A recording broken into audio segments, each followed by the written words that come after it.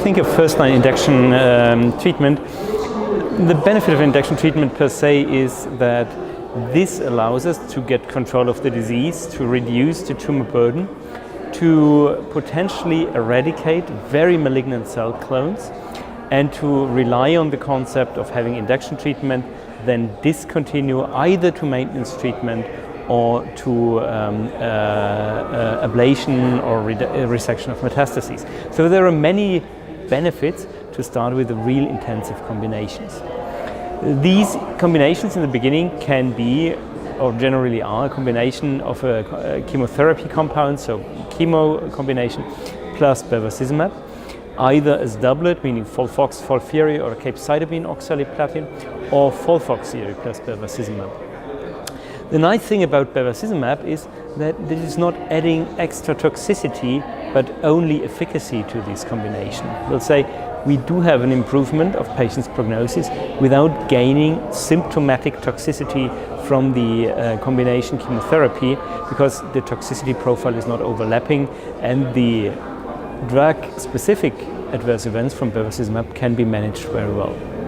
And as the final reason, when it comes to the maintenance setting, we know that bevacizumab is an ideal drug for the maintenance setting exactly due to these characteristics, and it is strongly synergistic with low-intensity chemotherapy as maintenance 5FU or maintenance capecitabine, and prolongs this important interval of maintenance treatment. So which weapons do we have for resection of liver metastases of metastatic colorectal cancer patients? We have a lot of them. So nowadays, if a patient is responding to systemic treatment, it's basically very few patients that we deny from surgery. So there are lots of weapons. We can use interventional radiology together with certainly the medical oncology treatment beforehand to reduce the size of the tumors. And we have several surgical techniques to remove tumors, grow the remnant liver, as we call the liver that has to stay behind. And we also have to evaluate the liver function, because even if we have enough liver volume, we have to clarify prior to surgery that that liver does function.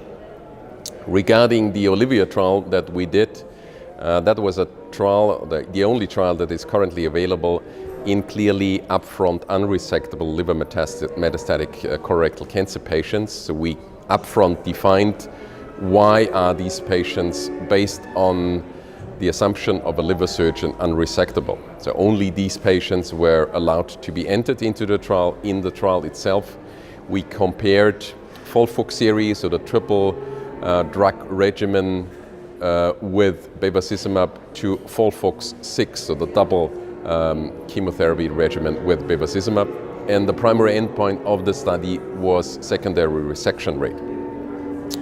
We included not only R0 but also R1 resections, because R1 resection is a resection where the surgeon tells you he has removed all tumor, but the pathologist says there is tumor on the resection margin. We nowadays know with certain techniques we can remove these tumors, leaving tissue behind where the tumor is not spread to. And we also included R2 resection in some of our patients, because if you do a so-called two-stage procedure where you resect tumor on the one side of the liver as the first procedure, leaving tumor in the contralateral lobe behind, resecting that patient 4 weeks later, this is clearly an R2 resection. So that's why this was included. And the secondary resection rate, the R0 resection rate, so only the ones that had clearly no tumor remaining, was nearly 50% in the triple